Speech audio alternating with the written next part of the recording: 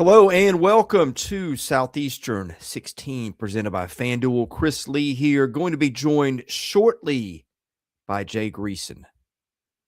Today's topic, who is the number one team in the playoff? We're going to go through every team in this thing, alphabetical order. We will give you the pros and cons. At the end of all this, Jay Greeson and I are going to tell you who we think is best.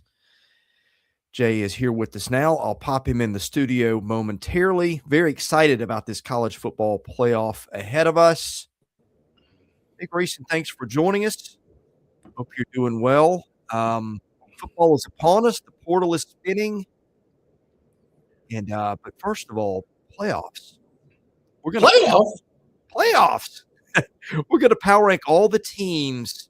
I'm going to go through the cases for each team, kind of for and against. I say I'll throw some out talking points. You can throw some things at me too.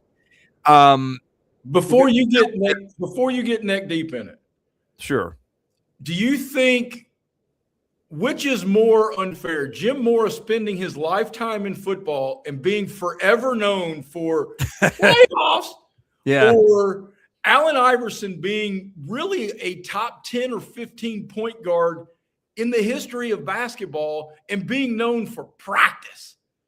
I was going to say that or a bowling alley fight, but all right, we got serious people wanting serious conversation. Right. I was going to, Bill Buckner would like a word here too, by the way. But let's get into football. That's on John McNamara. Yeah, probably so. He had a gimpy ankle. But I'm going to go alphabetically. Let's start. That would be Indiana, and we'll give you our summation of how we power rank these four teams when we're done. What do you see as the strengths for Indiana? That is as big a softball as I can throw anybody, but I'm going to give you mine after I hear yours. Well, first place is their willingness and unequivocal balance to beat you any way you're going to let them beat you.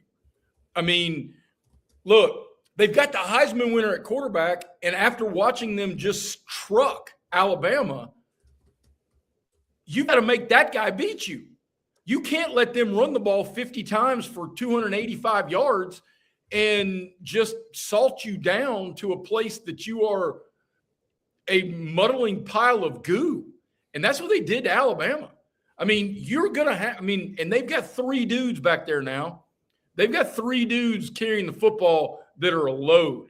And I know Hemby is their leading rusher, but all of those guys are – and that balance does so many things to confound defenses that – I think there's some interest in this Oregon matchup because of a couple of the defensive guys they have. If the freshman corner locks down Surratt, that takes one of the arrows out of Indiana's quill. If the front seven plays as well against Indiana as they did against Texas Tech, another high-priced, good offensive line, then maybe – but then you're faced with the real possibility of you do those things, and now you're facing the Heisman winner with single coverage down the field. Their balance is staggering. Yeah, we've gone through the stats. I'm not going to bore everybody with those again, but I'm kind of fond of saying this. There's two things that I say about this era of college football. It feels like you've almost got to make a choice. Am I going to be elite offensively or defensively and then just be okay on the other side of the ball? Because with this day of resources and everybody getting paid, it's really hard to do both of those. You know, I used to see those Alabama teams, Jay, that would have – all these All-Americans and first-round picks, and I've just been saying the day of doing that is kind of over. Indiana would like a word here because we know, of course, Fernando Mendoza won the Heisman, was, I'm not going to say a consensus National Player of the Year, but pretty close to it. Left tackle Carter Smith was an All-American, and then on defense they had a corner, D'Angelo Ponte, who was an All-American, a safety was an All-American, a defensive tackle in Tyreek Tucker, who was an All-American, and linebacker Aiden Fisher. So if you're scoring at home, that's All-Americans at pretty much every position group other than receiver and running back. And, oh, by the way, You just went down the list of the good players that Indiana had there, all of which, or not all of which, a lot of which earn like an all-conference kind of designation. So, and we even talked kicking-wise. Their kicker hasn't missed an extra point in college, was great on field goals. Like, if you try to find a weakness somewhere for Indiana, on paper, good luck to you. And the reason, look, spoiler alert, because I know you said we're going to rank them at the end. They're the only undefeated team still standing. Yep. They're the 1 seed, and they're certainly going to be the 1 seed on my list. So, I kind of wish the playoffs reseeded. I know it's difficult for travel, but do it like the NFL where you reseeded them. So, like, one would play 10. And then, so however they're seated at the beginning, the bracket falls to give the number 1 team the best opportunity to get there because they've earned it. Yeah. You mentioned all the things that they do well on the field, and they're the best coached team in college football. Yeah. I think I buried the lead. Did I not? I mean, so I understand what you're talking about in the Moneyball era of moving pieces and having balance and diversity, paying for stars, but finding diamonds in the rough, all that. They got the best. They got the dude on the sideline that everybody other than Georgia wants, other than Georgia and maybe Oregon. I mean, yeah. I don't know if Oregon would trade Dan Lanning for Curt Cignetti, but they'd think about it. Indiana ain't trading him for squat. Indiana wouldn't trade him for Andy Reid. No, Indiana wouldn't trade him for Nick Saban. Well, easy now. Easy. Right. Let's don't insult. Well, some of that is the age, right? I get it, but still. Well, Cignetti's got a few more years left. On that side, in that tangent, if I'm Mark Davis, other than getting a new haircut, the first thing I'm doing is saying, look, we got the number 1 pick and we're taking Fernando Mendoza, and I am going to money whip Curt Cignetti. I don't give a damn about the history of success or lack thereof of college coaches moving to Sundays. Cignetti, come on. You're about to get a decade with Fernando Mendoza at the NFL level, and let's do this.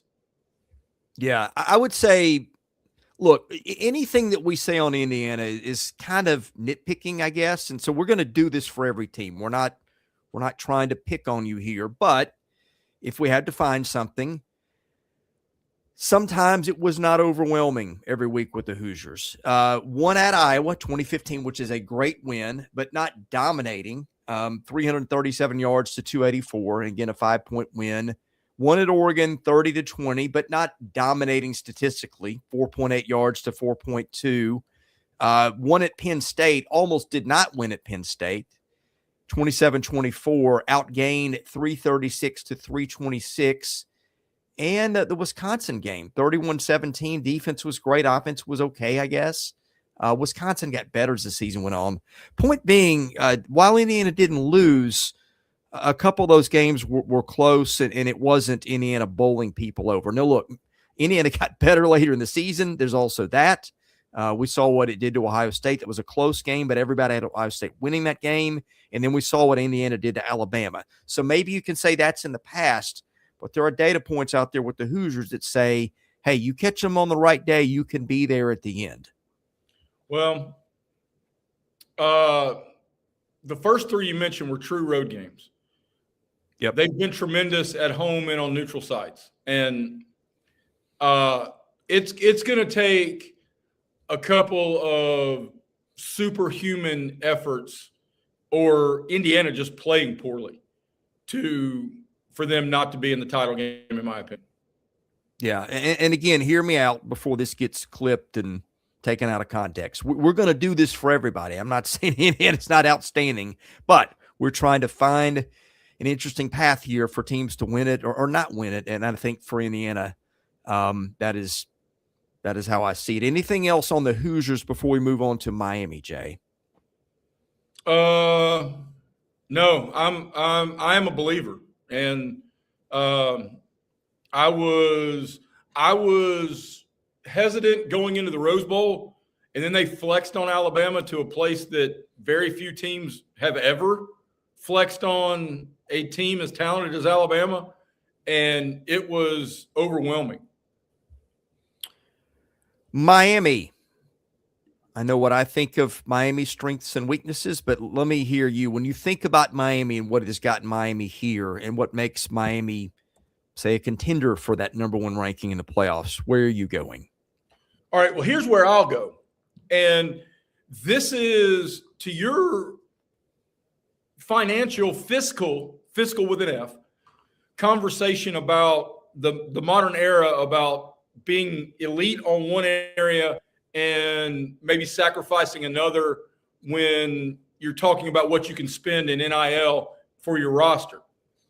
This is going to shift to the NFL model where if you find dudes who are bona fide guys who've got to demand double teams, they've got to demand game planning around, and that allows you to mask other areas that maybe you don't spend as much money on.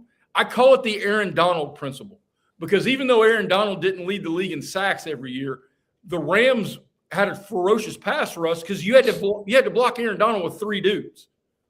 So the impact, the butterfly effect of somebody with that type of skill level, it transcends across the field. And I think Miami's got the most guys who demand that of any single team left standing. You've got the two defensive ends. You've got Keionte Scott, who is not he's not Caleb Downs, but he's playing damn close to Caleb Downs. Uh-huh. And then you've got Mark Fletcher and Malachi Toney. So you're now put into place that you can't game plan to prevent all of those dudes from beating you. They just need one of their superstars to be a superstar Thursday night against Ole Miss. Would you say, is Malachi Toney the toughest skill position guy to plan around in the playoff left? Well, I'm not going to say toughest because Miami's got a whole lot to do with Mr. Keionte Lacey too, who's playing as well as the country. But yeah, I'll say the trickiest because I see where you're going with it, but I don't want it to be confused in a tough-minded sport saying toughest. It could be the most difficult. It damn sure is the trickiest because he's going to return punts. He's thrown like more than a half dozen passes this year. He'll line up in the backfield, and you damn well better not miss on a bubble screen because that guy's one wiggle from being 88 out the gate. Yeah. I think the thing to me is he's a freshman, and he's just, an underage freshman. Yeah, I mean, that to me is very, very a lot. This is a guy that we could be looking up and talking about as the best wide receiver in the NFL, 5 years from now, 10 years from now. I mean, I think feels like there's that type of upside there. I think with the Canes, I mean, you got probably the best pass rush in the country. Rueben Bain's going to be a high draft pick, depending on what teams think of that arm length. I see. I think the other guy is going to be drafted higher than Bain. Well, yeah, him too, maybe. I mean, they got dudes. They got two defensive backs. Fitzgerald's been playing great. He's got 6 picks. They've got an offensive tackle who's going to be an easy first rounder, presuming he goes, which I think is what he's supposed to do. And you got Carson Beck. There's good with Carson Beck and there's bad with Carson Beck. But Carson Beck's played a lot of football, and Carson Beck has played playoffs. And I think that is, that's something that if Miami ends up winning this thing, feels like we picked more flaws with Carson Beck than we pointed out the good things. But that's something to keep in your back pocket. If Carson Beck makes a play because he's been in the spotlight before and knows what to do with it, that's on the radar possibility here. Well, and I think that's got to be your attack plan. Is you got to say, okay, if Carson Beck throws for 350 and it's not Malachi Toney making guys miss and we take Mark Fletcher away, I think Pete Golding can live with that because you can't get beat 7 yards a run by Fletcher and a whole bunch of bubble screens and short throws to Toney. Because look, the reason Miami had to sweat out Selection Sunday was because in 2 games against unranked opponents, Carson Beck couldn't make it happen. I mean, Louisville picked him off what? 4 times, 3 times, 4 times? 3 or 4. 6, 7? I'm sorry. I got teenage kids. Yeah. Well, and that's where I was going to go with the con case for Miami here. I guess would be, hey, look, you barely got in the playoff because you lost 24-21 at home to Louisville. You turned the ball over a bunch. You also got outgained in that game at home. And you lost at SMU, another unranked team, where turnovers were also a little bit of an issue. Statistically, you dominated there. Or not dominated, but 433 to 288 total offense. So you weren't awful, but you didn't win the game. Now, having said that, they lose that SMU game. Miami was basically in the playoff in its own way from that point on, because one more loss and there's not even a discussion of Miami getting in the playoff. What did it do? Beat Syracuse 38-10, beat NC State 41-7, won at Virginia Tech 34-17, went to Pitt in a game that was one that was encircled a little bit as, hey, this could get interesting. Pitt's pretty good. Dominated that on a cold weather day, which, you think that's an issue for Miami, but it wasn't when that won 38-7. I think it was cold, certainly colder than it was in Miami. I watched some of that game. Won at Texas A&M 10-3 in a weird game with wind, and then beat Ohio State 24-14. And we're up, 14-0, and really didn't feel like they were going to lose. So even when you bring Miami's weakness up, they've been a different team the last 7 games. They have, and that bodes well for whether it's leadership, cohesion, because as you rightly noted, there was Miami, unlike maybe some of these other teams, Miami's been in the playoffs since before Thanksgiving. Yeah. Because they couldn't, but if they lost, they were going home or they were going to the Pop-Tarts Bowl. So this has been, and look, man, if I'm Ole Miss, the thing that scares me the most, and we haven't really talked about this, and it plays into, and SC Scout guy put it, the Clowney comp works too on the college level, because you had to commit 3 guys to block Jadeveon Clowney at South Carolina. Yeah. The Miami has been unbelievable in forcing turnovers in these playoffs and creating disruptive plays. And they've done it against 2 guys that in Marcel Reed and Julian Sand, who haven't really been turnover prone. So this is an opportunistic team that has a lot of star power, and this is a tough draw for anybody. It's a tough draw for Ole Miss too. Yeah, but back to the comes up big at big times argument. Remember, Miami beat Notre Dame to open the season. Notre Dame, I think, honestly, as we go back and look, you can say Notre Dame should have been in the playoff. I think there's a defense for it. I think right now, if you line Notre Dame up against Alabama, Oklahoma, some other teams that made the playoff, I would think Notre Dame would probably win that game. So that was a big one. And some other games, these are probably don't get talked about. But beat Florida 26-6 early in the season, held them to 141 yards. I know Florida wasn't very good this year, but it could show up and play well at times. Texas found that out. And, oh, by the way, rivalry game. Speaking of which, the next game after a bye week, beat Florida State in Tallahassee at a time where the Seminoles were playing pretty well. So those are games where Miami gets circled on the schedule. And, again, I think when Miami needed to come up big, that was one of its biggest strengths this season. Let's talk Oregon. What stands out to you when we go to Oregon? That for all the flowers Fernando Mendoza has rightly earned this year, I think Dante Moore's the best quarterback in the country. Okay. And NFL scouts would probably agree with you, by the way. The conversations and the commentary from guys like Pollock and McElroy and guys whose opinion Orlovsky, guys whose opinion I value, who clearly do their research. They're not talking heads that are looking for something to stick against the wall. They rave about his accuracy. And this is important because I think a lot of people don't understand this. This is very Aaron Rodgers-esque. He throws an unbelievably catchable football.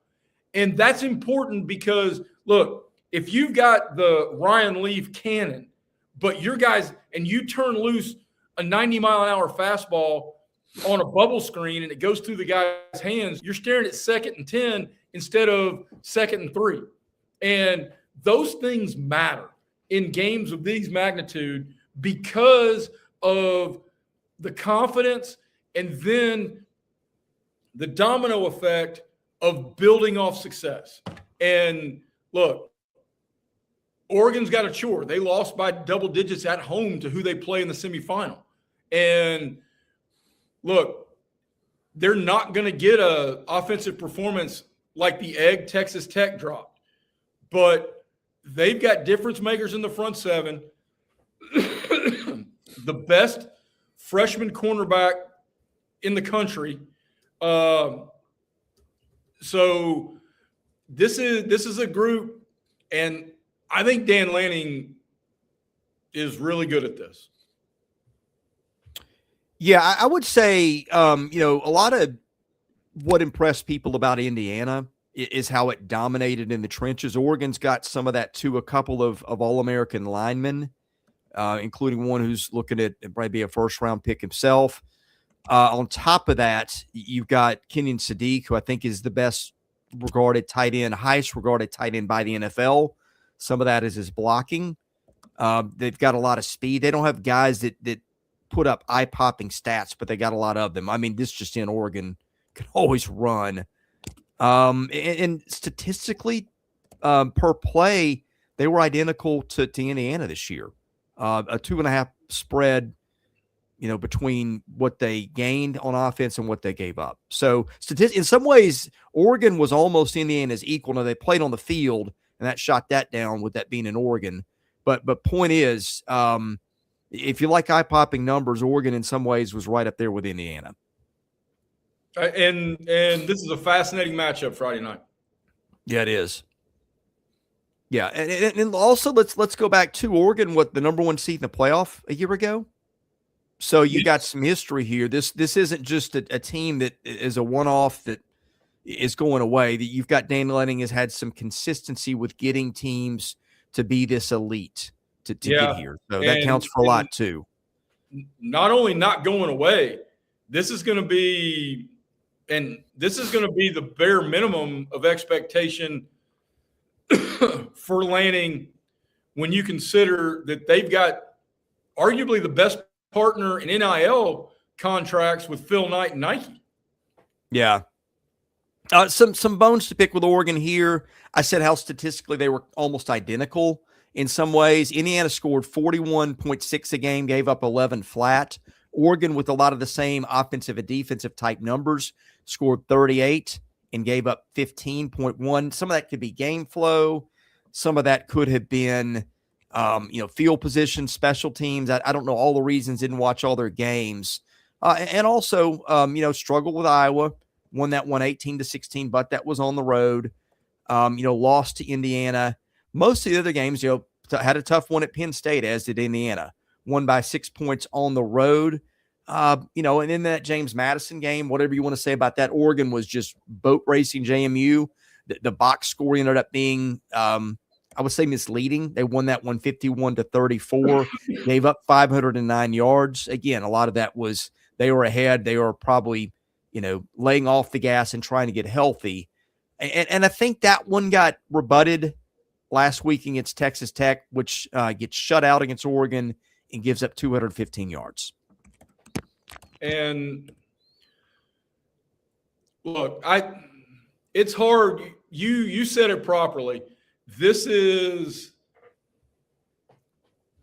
you're really picking nits if you're talking about flaws on any of these teams, on any of these four teams.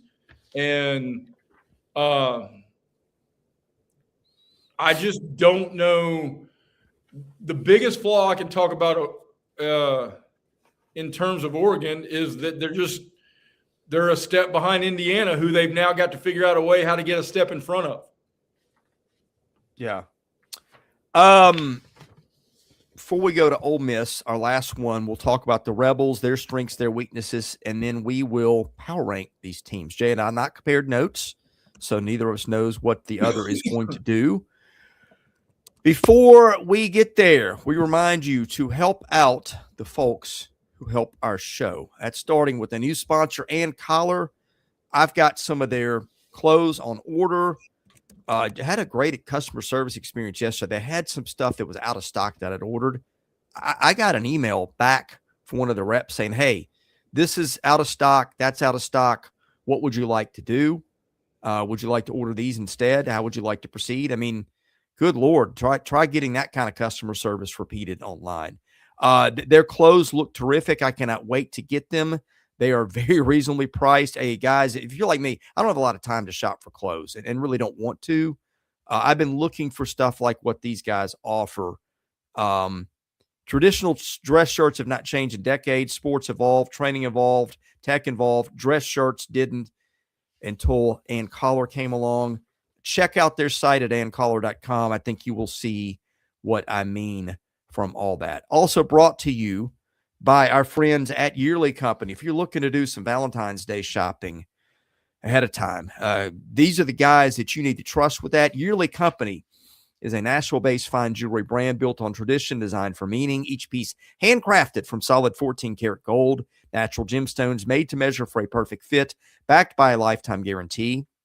Because every Yearly Company bangle is custom sized, knowing your size is the most important first step before you order. That is where the sizing kit comes in. Code SE16KIT takes 100% off your sizing kit at checkout. Help out the folks who help your show, make your significant other happy with the gift from Yearly Company. Also brought to you by Rockform, the world's strongest magnetic phone case, extreme protection, super strong magnets, rock lock secure mounting. SEC25 gets you 25% off your entire order at Rockform, ROKFORM.com. Get the vent clip for your car to go with one of the magnetic phone cases. I promise you will be happy. That is my setup. I love it. I'm not going back. Order from Rockform. Find out why I did it. You will be very, very pleased with that. All right, Jay Greeson. Ole Miss, give me your thoughts on the Rebels' strengths and weaknesses off the top. You were on mute, my friend. First is the commonality of belief within the program. That they are galvanized and ready for all comers. This is it's palatable, honestly. And I mean, I think in a lot of other scenarios, all these distractions about whether the running back coach is going to stay in Red Stick and who's there to help prepare. Look, man, this team's ready for a COVID outbreak, and they're going to say, COVID, go bleep yourself. Go find Fauci. And they'll figure out it. They believe not only in Golding, they believe in each other, man. And when you're looking around, because these are the only people who've been through really anything like this. And when you've had that shared experience, and not that it's a Helsinki syndrome type of thing, because there's no captor or anything like that, but this is a group. There's one thing to want to win, but when you expect to win, it needs its own name. I already covered the Donald theory. I've for a long time had the Tebow theory, which is when your best player is your hardest worker, special things are attainable. Yeah. This one is when you believe in everybody else. This is a cohesive theory that really is hard. It's hard to put a value on. Yeah, I mean, and think about this too, Jay. Okay, Miami was kind of expected to be here. They spent a lot of money in the portal. expectations at Miami have always been high since Miami started to figure it out in the late 70s and early 80s. And, of course, all kinds of talent to draw from. Oregon, one of those teams that expects to be in the playoff and in the national title conversation every year. Tons of money behind that program. Indiana, pressure in a different way. Everybody, I think most people think Indiana is going to win this. You cannot turn on a TV or a radio without hearing Curt Cignetti's name. They are the hunted now. Ole Miss, not just the Lane Kiffin stuff you talked about, but hey, playing with no pressure. Ole Miss is almost playing with house money. I'm not saying the players necessarily feel that way. And by the way, Pete Golding has handled this stage pretty well. We had a great interview with Chase Parham yesterday where he talked about some of the reasons that worked. So I think all those intangible things, Ole Miss might be one up on everybody else in that regard. I completely agree. And look, I don't even think they're going to bat an eye about Austin Simmons announcing his intention because everybody else is galvanizing around Pete Golding. I mean, other than the handful of assistant coaches who are headed to Red Stick, every player that we thought was portal possible, that's difficult to say 3 times quickly. Portal possible, yeah. Portal possible, portal possible. They've made their intentions known, whether it's Trinidad Chambliss, if he gets another year, he's coming back to Oxford. If it's Keionte Lacey re-upping his deal, which is golden news for Golding. It is – look, man, earlier this week we kicked around some of the names that Pete Golding's now tied with at 7th in terms of playoff wins. He has 2 playoff wins, same as Urban Meyer, same as a whole lot of other big-name – Jim Harbaugh. I mean, and he has 2 career wins. And you know what? Look, when you step into this vacuum that has happened and you deliver, I think Kirby – look, Indiana will never fire Curt Cignetti. Kirby will never get a pink slip from Athens. He'll leave on his own terms. Pete Golding is on that path. Pete Golding is on the yellow brick road to, to being an absolute legend in Oxford, Mississippi. I threw a question at you a minute ago. Said, like, is Malachi Toney at Miami like the hardest guy to game plan around from a skill position standpoint? Hey, if you throw quarterback into that mix, I don't know that there's anybody in the playoff right now that's a tougher match than Trinidad Chambliss. Which is something that I think all of our fans of all of our schools, as you're trying to talk yourself, I've said it a multitude of times, Chris, you either peddle success or you peddle hope as the leader of a college football program. So as you're trying to talk yourself into whoever your school is either trying to get or has or trying to find a portal quarterback or whatever's going on, Trinidad Chambliss is the absolute upside of going and finding somebody who just never had an opportunity who can really play. We have kind of outlined the star power for other teams. That's not really Ole Miss's thing. If you start naming All-Americans, I think Ole Miss had Keionte Lacey, and that might have been it. And Lacey, we'll get to the concerns in just a minute because there's one with him. We talked about how much they spread the ball out, but I mean, we talked about Miami a minute ago. Ole Miss is kind of the anti-Miami in one way, in that you knew which Ole Miss team was going to show up every week. The offense got held under 400 yards once all year. That was Georgia, and barely. Ole Miss avenged that defeat, and the defense was pretty steady. They'd score in the 30s most games and give up in the 20s, and they'd hold on to the ball, which is key. You can't score if you don't have the ball. So I just think for Ole Miss that the things were less subtle with them that are strengths, and they had to be more appreciated over time, which, probably adds to maybe a little bit of a strength in game planning against you too, and that you can't say, hey, we're going to do this to a Toney or whatever. Like, you got 5 guys that were over 500 yards. You got a Lacey. You got a lot of stuff to look at with Ole Miss. You do. And that is, look, Lane was coveted because Lane's good at this. And they've got an offense that is diverse and balanced and filled with guys who do their jobs and do them well. But to your point, I think the questions about replacing all of those NFL dudes who, like Walter Nolan and those guys, early in the year, the defense went through some growing pains. They've played a much better football over the last 6 weeks. Yeah, I think with Ole Miss, my issues are just star power is one of those things that they just didn't have it in spades that the other teams had as we rattled off all those All-American names. They averaged, what was it? As good as that offense was, it was more just holding on to the ball. I mean, comparatively speaking, their numbers were great. Don't get me wrong. This is the point where we pick flaws. But they were 6.7 a play, gave up 5.3. That latter number does not stack up well with the other defenses in the playoff. I just think it's more Ole Miss's floor and ceiling were very consistent, but the ceiling I just don't think is as high as the other teams in this event. And I think that's fair, and I think it is what we're seeing in the portal and all around college football is star power matters. Star power matters. All right, I think we're done with Ole Miss. I am if you are. Let's power rank them. Give me your power rank and why. I go Indiana 1 because I think they're the most complete team. I go Miami 2 because of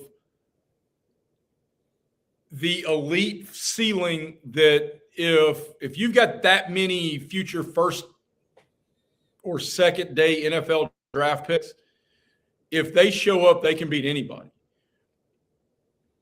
I'm going to go Ole Miss a narrow 3 because if the quarterbacks are a push, Ole Miss, I think, has got an intangible that nobody can match. And we discussed it at length just a moment ago. And then, again, this is just picking nits because somebody has to be 4. But then I would go Oregon 4 because I don't know how well if Dante Moore's not playing lights out, I don't know how much they can score. And we saw that when Indiana went there and won in Eugene. I'm going to go Indiana 1. All the stuff we pointed out, again, the nits to pick with Indiana are few, and they were against really good teams. I know Penn State wasn't lighting anyone on fire, but Penn State played a brutal schedule and lost a lot of close games. So I think I would put Indiana at 1. I think that was probably my easiest choice. Also, with Oregon being in this, we've seen a head-to-head, although that is not translated very well in the playoff. Number 2, I've got Miami at 2 for a lot of the same reasons that you do with the star power. I feel like 2 things have really shown up in the playoffs. Defense, if you've got the stronger defense, you've tended to you've won these games. We've gone through the star power there, the NFL talent. I think Miami's got that. Also, the veteran presence at quarterback could come in handy. I mean, I think, and the Toney factor too. I just think big players make huge plays in these kind of games, and Miami's has made them in these spots.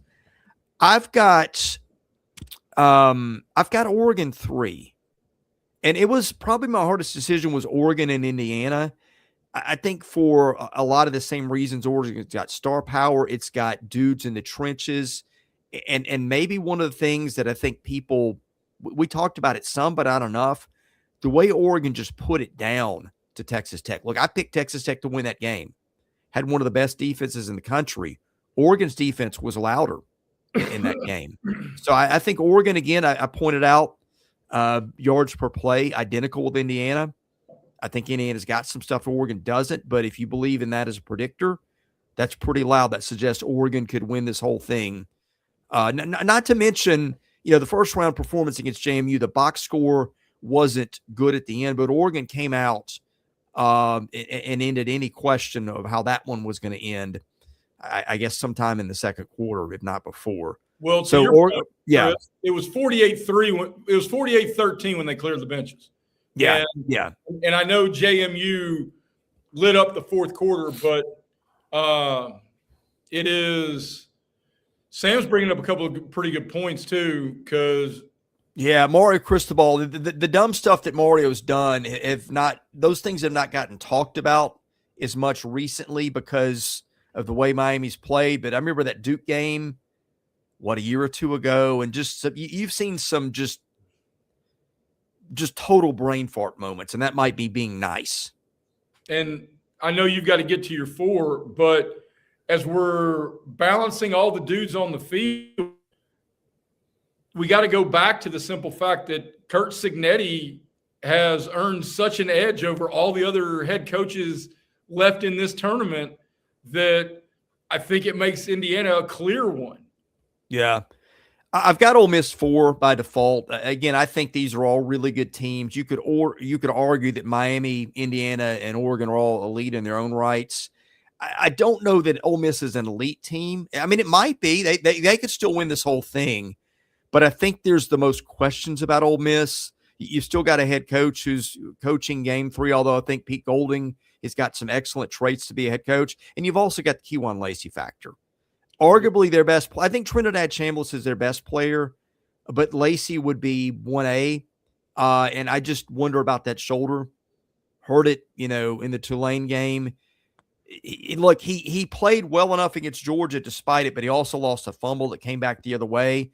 With shorter rest time and a defense in Miami, it's going to pop you. I've got some concerns there. So that's how I rank them, Jay.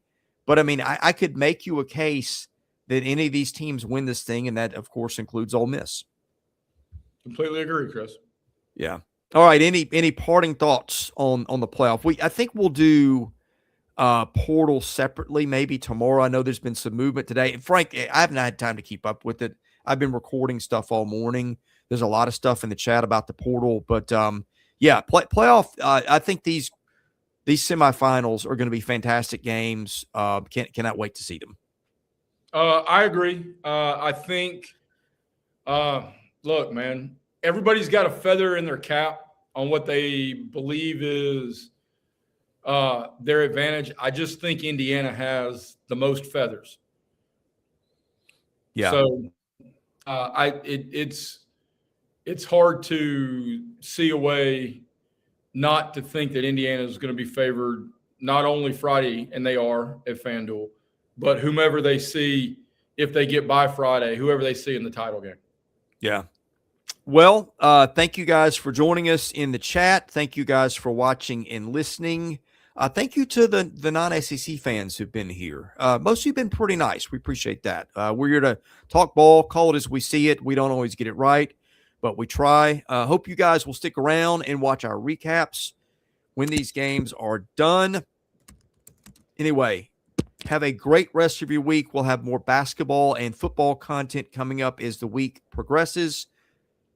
God bless you. Have a wonderful rest of your week. For Jay Greeson, I'm Chris Lee. You've been watching Southeastern 16, presented by FanDuel.